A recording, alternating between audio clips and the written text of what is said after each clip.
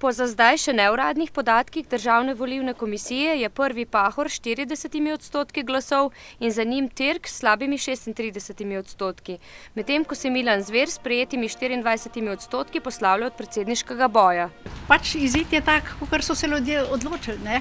Čeprav mogoče so pričakovali drugačen. Ja, meni se zdijo v redu. Pričakovano bi rekel temu. Zdaj bo še drugi krog, tako da bomo videli. Kdor je imel lepše, bom rekla, besede, kdor je imel, nam kaže lepšo prihodnost. V 6. volilni enoti Novo mesto je bil zmagovalec v prvem krogu Pahor z dobrimi 40%, Tirk jih je prejel slabih 36%. Sicer pa bodo te volitve prišle v zgodovino po rekordno nizki volilni udeležbi, še ne 48%. V 6. volilni enoti je bila najvišja skoraj 52% v volilnem okraju Novo mesto 2. Kaj pa po mnenju naključno mimoidočih botruje tako nizki udeležbi?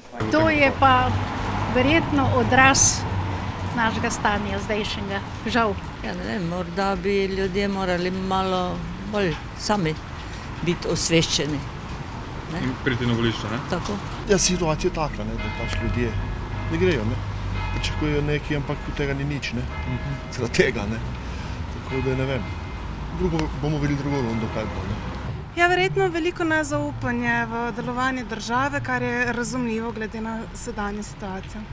To je stvar tudi posameznika vsakega, kdor pride na volitve, gre na volitve in voli in opravi svojo državljansko dolžnost.